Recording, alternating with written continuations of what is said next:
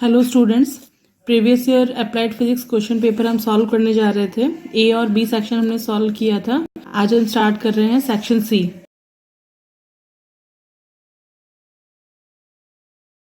Next question है आपका, स्पर्श कोण क्या है? ससंजक एवं असंजक बलों को समझाते हुए अंतराणिक बलों के आधार पर पृष्ठ तनाव की व्याख्या कीजिए। पृष्ठ तनाव ताप पर किस प्रकार निर्भर करता है, ये भी आपको बताना है। पूरे 8 नंबर का क्वेश्चन है, तो इस पूरे क्वेश्चन को अलग अलग मार्क्स में आप डिवाइड कर लीजिए। यहाँ पे सिर्फ स्पर्श कोण की परिभाषा पूछी है, तो सिंपल जो स्पर्श कोण की डेफिनेशन है उसी को लिखना है कि द्रव तथा ठोस के संपर्क बिंदु से स्पर्श कोण की जो परिभाषा लिखते हैं आप, वो द्रव तथा ठोस के संपर्क बिंदु से द्रव के पृष्ठ पर खींची गई स्पर्श रेखा तथा ठोस के पृष्ठ पर खींची गई स्पर्श रेखा के बीच द्रव के अंदर की ओर बनने वाला कोण स्पर्श कोण कहलाता है। यहाँ परिभाषा लिख देंगे।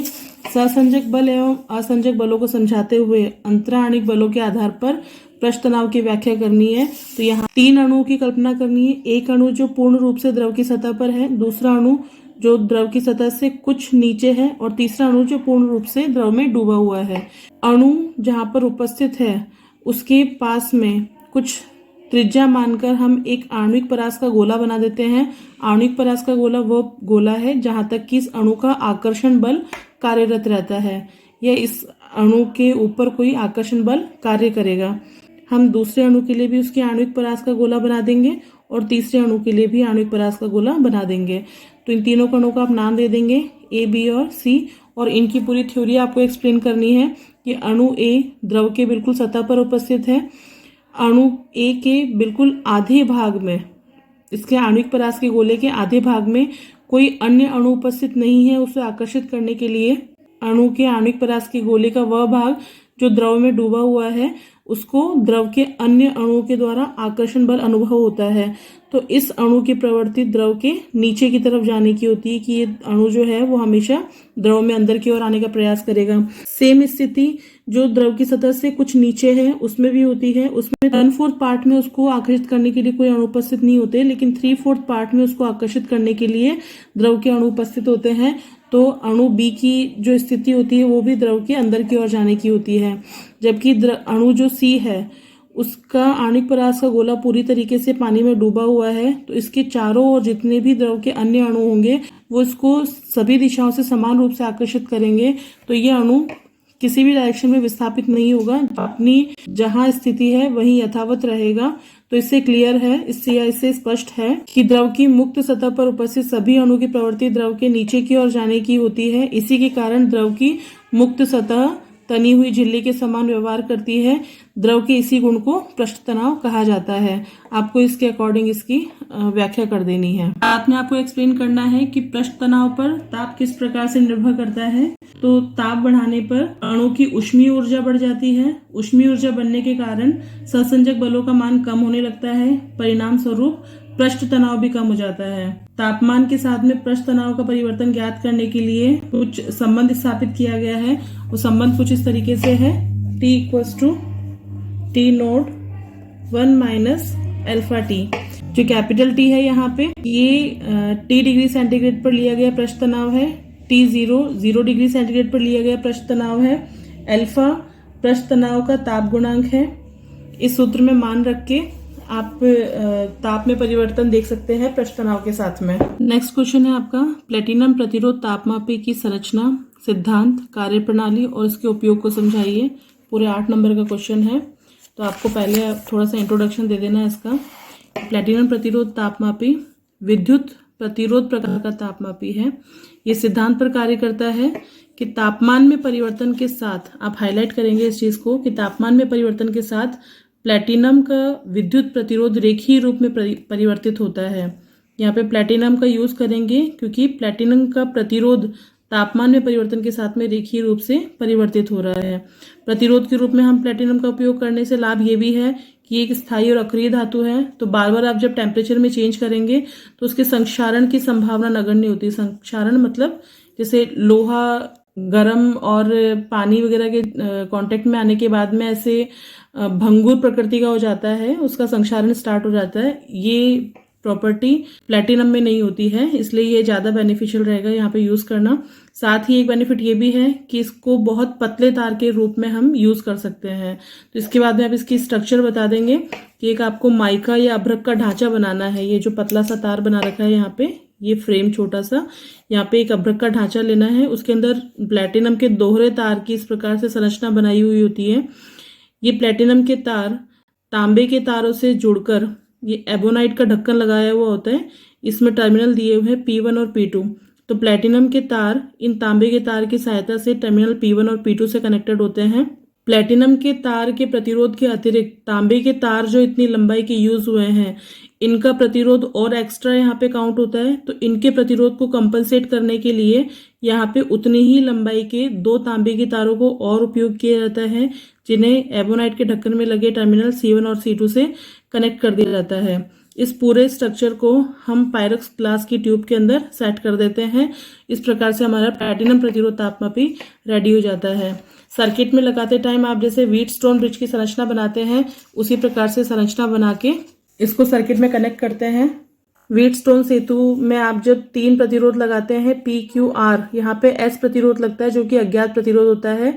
तो प्लैटिनम प्रतिरोध तापमापी को आप यहीं पे लगाते हैं, यहीं से आप ताप का मान ज्ञात करते हैं। तो ये पूरी संरचना आपको एक्सप्लेन कर दी है। इसकी जो कार्य प्रणाली है वो इस पे वर्क करेगी कि जैसे जैसे ताप में वृद्धि होती है, प्लैटिनम के प्रतिरोध के ताप में भी वृद्धि होती है। तो यहाँ पे आपको 3 रीडिंग लेनी है। पहली 0 डिग्री सेंटीग्रेड पे, दूसरी कुछ टेम्परेचर 3 डिग्री सेंटीग्रेड पे और तीसरी 100 डिग्री सेंटीग्रेड पे। तो ताप का 0 डिग्री सेंटीग्रेड पे जो प्रतिरोध निकलेगा, प्लैटिनम प्रतिरोध तापमापी का जो प्रतिरोध होगा, वो कुछ इस समीकरण के अनुसार परिवर्तित होगा।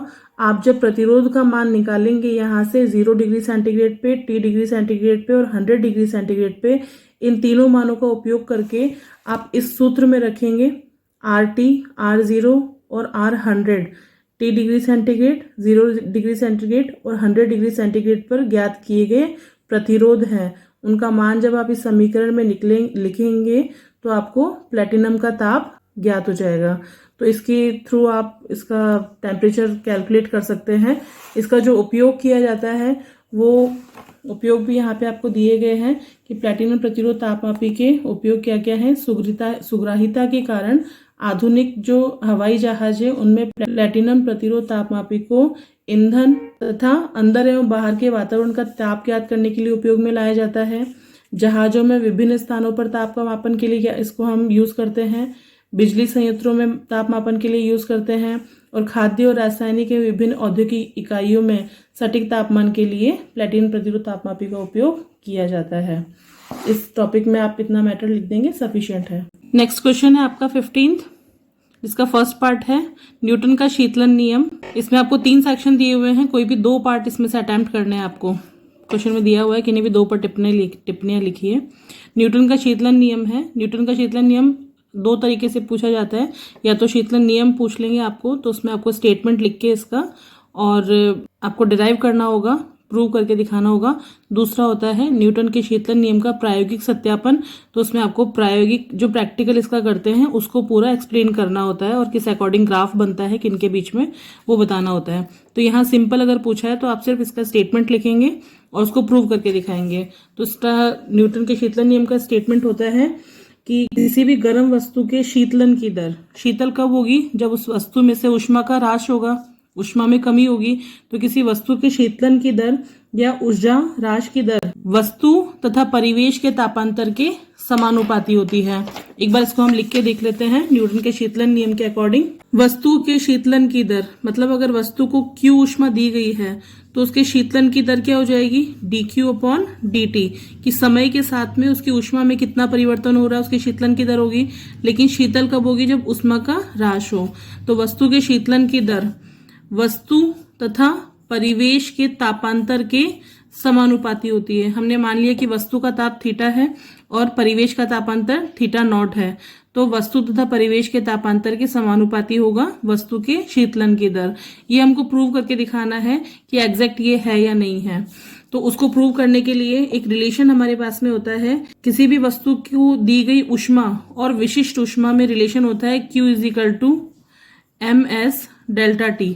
यहाँ पे डेल्टा टी टेम्परेचर में परिवर्तन है, एम द्रव्यमान है और एस यहाँ पे विशिष्ट ऊष्मा है। अगर विशिष्ट ऊष्मा को आपको डिफाइन करना है तो विशिष्ट ऊष्मा का फॉर्मूला होता है S is equal to Q upon M delta T, कि 1 किलोग्राम द्रव्यमान का तापमान 1 डिग्री सेंटीग्रेड तक बढ़ाने में जितनी ऊष्मा दी जाती है वो उस वस्तु की विशिष्ट ऊष्मा होती है।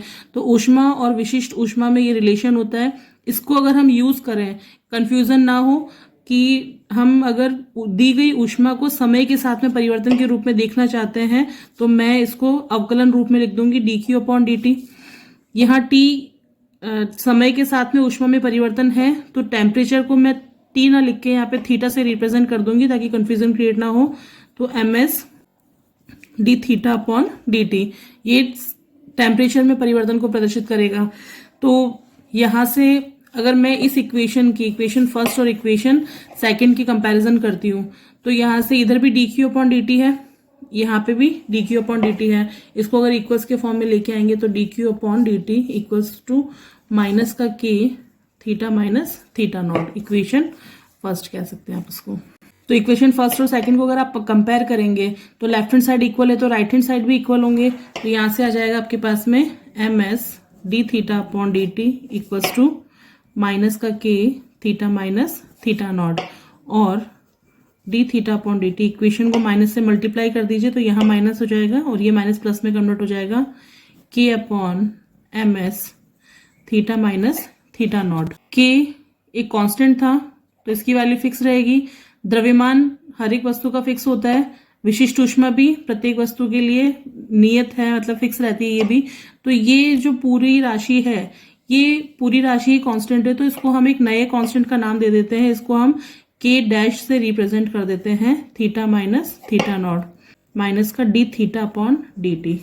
यहाँ पे D theta upon D T था तो ये D theta upon D T चल रहा है, तापमान में समय के साथ परिवर्तन को प्रदर्शित कर रहा है। तो यहाँ पे एक नया कांस्टेंट आ गया, आप इसको एक्सप्लेन कर सकते हैं कि के डैश इक्वल्स टू के अपॉन एम एस। जब प्रोपोर्शनल का साइन हटता है तो कांस्टेंट आता है। अगर मैं इस कांस्टेंट को यहाँ से रिमूव करना चाहूँ तो इन दोनों के बीच में प्रोपोर्शनलिटी साइन आ जाएगा। तो D theta minus D theta upon D T proportional to theta minus theta naught. यहाँ पे टेम्परेचर में परिवर्तन हो रहा है, तापमान में परिवर्तन हो रहा है समय के साथ, लेकिन नेगेटिव साइन हो रहा है, मतलब कि तापमान धीरे धीरे कम होता जा रहा है। तो इसको हम कह सकते हैं कि ये वस्तु के शीतलन की दर है और वस्तु के शीतलन की दर वस्तु तथा परिवेश के तापांतर के समानुपाती होती है। तो यही न्यूटन का शीतलन नियम है और यही आपको प्रूव करके दिखाना था। क्वेश्चन का नेक्स्ट पार्ट है रॉकेट नोदन या रॉकेट प्रपल्शन। रॉकेट प्रपल्शन के लिए आप पहले उसका ये डायग्राम बता देंगे। स्टार्टिंग करेंगे न्यूटन की गति के तीसरे नियम से कि ये क्रिया प्रतिक्रिया के नियम पर तथा संवेग संरक्षण के सिद्धांत पर आधारित होता है। ये मेन मतलब स्टार्टिंग है इसकी, ये मेंशन करना जरूरी है। डायग्राम बना देंगे कि रॉकेट जिसका द्रव्यमान m है वो v वेग से गति कर रहा है। t समय पर रॉकेट v वेग से गति कर रहा है। t प्लस डेल्टा t समय बाद में जो जेट होंगे, ईंधन जलने के बाद में जो गैस जेट के रूप में वो बाहर निकलेंगे, तो गैस जेट u वेग से पीछे की तरफ निकल जाएगा। गैस जेट का द्रव्यमान हमने मान लिया कि dm है। तो कुल द्रव्यमान गैस जेट जब साथ में था तो उसके साथ में द्रव्यमान m था।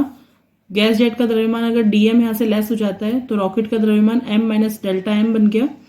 और इसके बाद में वेग में टाइम के साथ में वृद्धि होगी। तो स्टार्टिंग में वेग v था, लेकिन t प्लस डेल्टा t समय बाद में रॉकेट का वेग v प्लस डेल्टा v हो जाएगा। तो पूरी प्रोसेस में हमें संवेग देखना है कि t समय पर संवेग कितना था और t प्लस डेल्टा t समय में संवेग कितना है।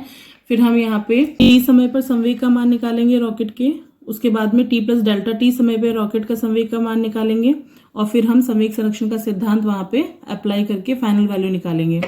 तो t समय पर रॉकेट का संवेग कितना हो जाएगा, द्रव्यमान इंटू वेग। तो रॉकेट का द्रव्यमान m है, वेग v है। t प्लस डेल्टा t समय में संवेग जो आएगा वो रॉकेट प्लस गैस जेट के संवेग के बराबर आएगा। इन दोनों को हम ऐड करेंगे तो रॉकेट के संवेग के लिए हम रॉकेट का द्रव्यमान और वेग लेंगे। तो रॉकेट का द्रव्यमान यहाँ पे m माइनस डी है और वेग है यहाँ पे v प्लस डी। साथ में गैस जेट का संवेग निकालेंगे तो गैस जेट का जो v द्रव्यमान होगा वो द्रव्यमान तो है dm और वेग जो होगा वो रॉकेट के वेग में से इसका वेग माइनस होके फाइनल वेग निकलेगा। तो v plus delta v minus u gas jet का वेग आएगा। तो इसका हम टोटल संवेग जब निकालेंगे तो वो कुछ इस तरीके से आएगा कि टी प्लस डेल्टा टी संवेग की वैल्यू आएगी m minus D M rocket का द्रव्यमान गुणा रॉकेट का वेग v plus dv plus gas jet का संवेग dm multiply v plus dv minus u। अब यहाँ संवेग में परिवर्तन अगर हमें देखना है तो dt समय बाद में संवेग ये था और t समय पर जो संवेग था तो बाद वाले संवेग में से पहले वाले संवेग को माइनस कर देंगे तो p t plus D T minus P T हो जाएगा। दोनों वैल्यू हमने अभी निकाली है, उनकी वैल्यू हम यहाँ पे रखेंगे कि t प्लस डी टी की वैल्यू आ जाएगी m minus D M V plus D V plus D M V plus D V minus U और pt की वैल्यू थी mv, तो उसको हम लेस कर देंगे, इनको क्रॉस मल्टीप्लाई करेंगे, जो वैल्यूज कैंसिल आउट हो रही है उनको हम कैंसिल आउट कर देंगे। फाइनल रिजल्टेंट आपके पास में आएगा dp is equal to M D V minus U D M. तो संवेग संरक्षण का सिद्धांत हमें कहता है कि बाह्य बलों की अनुपस्थिति में संवेग नियत रहता है। संवेग अगर नियत है तो संवेग में परिवर्तन की दर शून्य होगी। तो संवेग में परिवर्तन की दर को dp से रिप्रेजेंट कर रहे हैं हम, तो dp की वैल्यू को हम शून्य कर देंगे, तो यहाँ लेफ्ट हैंड साइड इसकी 0 हो जाएगी। तो यहाँ से एक नई टर्म निकल के आएगी M D V is equal to U D M. अगर इस इक्वेशन में हम dt का भाग देते हैं तो m dv अपॉन dt आ जाएगा, u dm अपॉन dt। वेग में परिवर्तन की दर त्वरण को बताएगा और द्रव्यमान इंटू त्वरण बल का फॉर्मूला होता है। तो ये जो सेक्शन है ये बल को बताएगा। कौन सा बल होगा? प्रणोद बल, वो बल जो रॉकेट को आगे की ओर धक्का दे रहा है, तो इसको हम बोलेंगे प्रणोद बल। ये है द्रव्यमान में परिवर्तन की दर और u किसका वेग है? गैस जेट का वेग है। तो ईंधन जलने से गैस जेट जिस दर से पीछे की ओर निकलता है उसी दर से रॉकेट प्रणोद बल को लेकर आगे की ओर बढ़ता है। अगर फिर से इक्वेशन 4 को हम यूज करें तो यहाँ से रॉकेट का फाइनल वेग भी निकाल सकते हैं। तो इक्वेशन 4 हमारे पास में ये थी, यहाँ से dv की वैल्यू आ जाएगी u dm अपॉन m। यहाँ पे हम कंडीशन अप्लाई करेंगे कि यदि रॉकेट का प्रारंभ में t बराबर 0 समय पर द्रव्यमान हम ले रहे हैं mi तथा वेग लिया है हमने vi और dt समय अंतराल के पश्चात अगर द्रव्यमान mf तथा वेग vf हो जाता है तो इक्वेशन 6 का हम समाकलन कर देंगे। इधर वेग के सापेक्ष हो जाएगा, इधर द्रव्यमान के सापेक्ष हो जाएगा। वेग के सापेक्ष जब आप अवकलन करेंगे तो यहाँ इनकी सीमा रख देंगे, v इनिशियल और v फाइनल, vi और vf, और यहाँ पे द्रव्यमान की सीमा आ जाएगी mi और mf। dv का समाकलन v आ जाएगा, लिमिट्स यहाँ इनकी v ब्रैकेट पे रहेगी और 1 अपॉन m का समाकलन हो जाएगा log m। फॉर्मूले से हमें पता है u आगे जो कांस्टेंट आगे चल रहा है वैसे ही रहेगा। अब यहाँ लिमिट रखेंगे हम, अपर लिमिट माइनस लोअर लिमिट रखेंगे इसको, तो vf माइनस vi आ जाएगा, इक्वल्स में u बाहर कॉमन है, log mf minus log mi, upper limit minus lower limit आ जाएगा। log m minus log n का फॉर्मूला होता है log m अपॉन n। तो यहाँ पे left hand side as it is है, राइट हैंड साइड में हम इसको थोड़ा सा अपडेट कर देंगे, log mf upon log mi आ जाएगी। अगर हमें फाइनल वेलोसिटी निकालनी है, अंतिम वेग निकालना है रॉकेट का, तो vi राइट हैंड साइड में शिफ्ट हो जाएगा, तो vf is equal to vi plus u log mf upon mi। और अगर प्रारंभिक वेग रॉकेट का 0 है तो ये कंडीशन अप्लाई करने के बाद में फाइनल वेग हमारे पास में आ जाएगा vf is equal to u log mf upon mi। तो रॉकेट नॉर्दर्न में आपको ये अंतिम वेग निकाल के दिखाना है रॉकेट का। नेक्स्ट क्वेश्चन है आपका मापन यंत्र एवं उनके अल्पतमांक। तो आपके सिलेबस में 4 मापन यंत्र हैं, मीटर पैमाना, वर्नियर कैलिपर्स, पेच मापी और गोलाई मापी। आपको इन चारों के बारे में थोड़ा सा इंट्रोडक्शन देना पड़ेगा। जैसे मीटर पैमाने में आप बता देंगे कि मीटर पैमाना में 1 मीटर तक की दूरी तक का मापन किया जा सकता है। 1 मीटर में 100 सेंटीमीटर होते हैं और 1 सेंटीमीटर में 10 छोटे छोटे प्रभाग बने हुए होते हैं। एक छोटा प्रभाग 1 mm का होता है। तो बेसिक इन्फॉर्मेशन देने के बाद में आप उसका अल्पतमांक निकालेंगे। अल्पतमांक का फॉर्मूला होगा कि 1 सेंटीमीटर में टोटल कितने डिवीजन है। तो 1 सेंटीमीटर में 10 प्रभाग बने हुए होते हैं, तो सेंटीमीटर में इसका अल्पतमांक निकल जाएगा 0.1 सेंटीमीटर या फिर 1 mm। तो स्केल के अंदर वैसे भी हमें पता है कि छोटे से छोटा डिवीजन 1 mm का होता है। तो कोई भी उपकरण न्यूनतम किस इकाई को माप सकता है वही उसका अल्पतमांक कहलाता है। तो मीटर पैमाने का अल्पतमांक 1 mm होगा। इसके बाद में आप स्टार्ट करेंगे वर्नियर कैलिपर्स। तो इसको भी आप थोड़ा सा इंट्रोडक्शन दे देंगे कि पियरे वर्नियर ने इसका आविष्कार किया था। इसका जो उपयोग है वो मुख्यतः लंबाई के मापन में किया जा सकता है, लेकिन किसी भी पात्र की अगर आपको त्रिज्या निकालनी है, व्यास निकालना है या गहराई निकालनी है तो उसका मापन हम इसके द्वारा करते हैं। इसके द्वारा यथार्थता से मापन किया जा सकता है एज कंपेयर टू मीटर पैमाना। तो है इसका भी यूज़ लंबाई के मापन में ही किया जा सकता है। आप उसके पार्ट्स बता देंगे कि उसके स्ट्रक्चर में कौन कौन से पार्ट हैं, उसके ऊपरी जबड़े, निचले जबड़े, प्रधान पैमाना, मुख्य पैमाना, गहराई, छड़। तो आप इनकी टॉपिक लिख के बस इनमें एक एक लाइन मेंशन कर दीजिएगा, क्योंकि 4 नंबर का टॉपिक है तो बहुत ज़्यादा डिटेल में नहीं जाना। आप 4 टॉपिक बता रहे हैं तो उनको रफली आपको ऊपर ऊपर से ही इंट्रोडक्शन देना है। उसके बाद में आप अल्पतमांक का सूत्र लिख देंगे। अल्पतमांक का सूत्र होता है प्रधान पैमाने पर एक प्रभाग का मान बटे वर्नियर पैमाने पर प्रभागों की संख्या। वर्नियर पैमाने पे अलग अलग संख्या के प्रभाग आते हैं, जैसे किसी वर्नियर स्केल में 50 डिवीजन होते हैं, किसी में 100 डिवीजन होते हैं, उसके अकॉर्डिंग उनकी लिस्ट काउंट निकलती है। जनरली हम जो प्रैक्टिकल में अभी यहाँ यूज़ कर रहे हैं उनमें 50 डिवीजन है, इसलिए मैंने उसके अकॉर्डिंग ही लिस्ट काउंट का फॉर्मूला लिखा है। प्रधान पैमाने पर प्रभाग है आपका 1 mm और वर्नियर पैमाने पर प्रभागों की संख्या है 50, तो लिस्ट काउंट हो जाएगा इसका 0.02 mm। तो वर्नियर कैलिपर्स का अल्पतमांक है 0.02 mm। इसके बाद में आ जाएगा पेच मापी। तो आप पेच मापी के बारे में इंट्रोडक्शन दे देंगे थोड़ा सा, कि आप किसी कोई भी पतला तार है उसका अगर आपको निकालना, व्यास निकालना है या त्रिज्या निकालनी है, या कोई पतला कार्डबोर्ड है जिसकी आपको थिकनेस चेक करनी है, उसकी मोटाई देखनी है, तो उसको मापने के लिए हम पेच मापी का उपयोग करते हैं। इसका अल्पतमांक वर्नियर कैलिपर्स के अल्पतमांक से भी कम होता है और इसके स्ट्रक्चर में 3 पार्ट होते हैं, प्रधान पैमाना, वृत्ताकार पैमाना और यू शेप फ्रेम, जहाँ पे हम उस ऑब्जेक्ट को रखते हैं, उस वस्तु को रखते हैं जिसका हमें व्यास या त्रिज्या ज्ञात करनी है। तो इसके बारे में थोड़ा सा इंट्रोडक्शन दे देंगे स्ट्रक्चर के बारे में। उसके बाद में आप उसके अल्पतमांक का सूत्र लिखेंगे। तो पेच मापी के अल्पतमांक का सूत्र होता है चौड़ी अंतराल बटे वृत्ताकार पैमाने पर प्रभागों की संख्या। चौड़ी अंतराल कैसे निकाला जाता है? वृत्ताकार पैमाने के द्वारा प्रधान पैमाने पर जब एक पूरा चक्कर लगाया जाता है तो वो प्रधान पैमाने पर कितने दूरी खिसकता है, ऐसे कैलकुलेट करते हैं चौड़ी अंतराल को।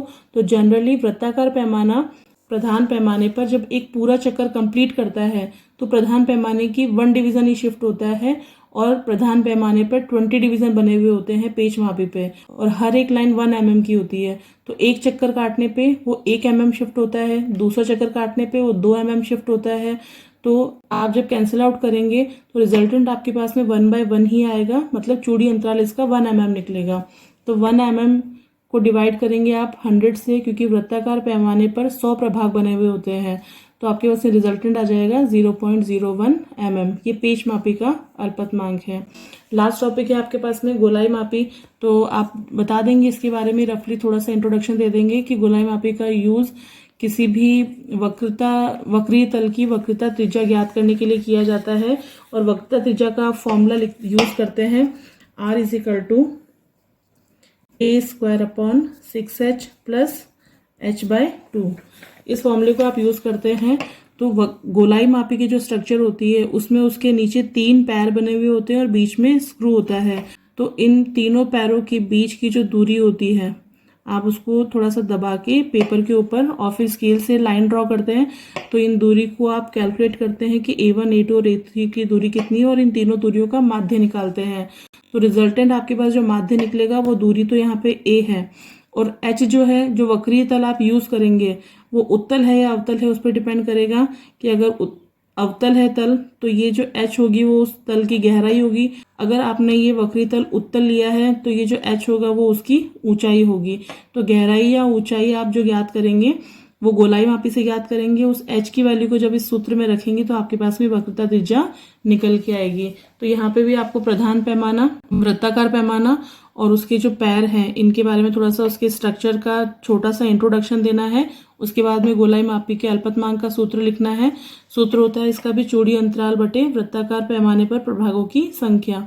चौड़ी अंतराल कैसे ज्ञात करेंगे कि वृत्ताकार पैमाने को एक चक्कर पूरा घुमाने पर वो प्रधान पैमाने पर कितनी दूरी खिसकता है, तो वो 1 mm दूरी ही शिफ्ट होता है। तो चौड़ी अंतराल का मान भी 1 mm आता है। इसकी वैल्यू जब आप सूत्र में रखेंगे तो 1 mm/100, क्योंकि वृत्ताकार पैमाने पर 100 डिवीजन है, 100 प्रभाग हैं। तो इसके भी अल्पतमांक की वैल्यू आ जाएगी 0.01 mm। आप चाहें तो फाइनल रीडिंग का फॉर्मूला भी लिख सकते हैं कि कुल पाठ्यांक बराबर प्रधान पैमाने का पाठ्यांक प्लस अल्पतमांक इंटू वृत्ताकार पैमाने का पाठ्यांक।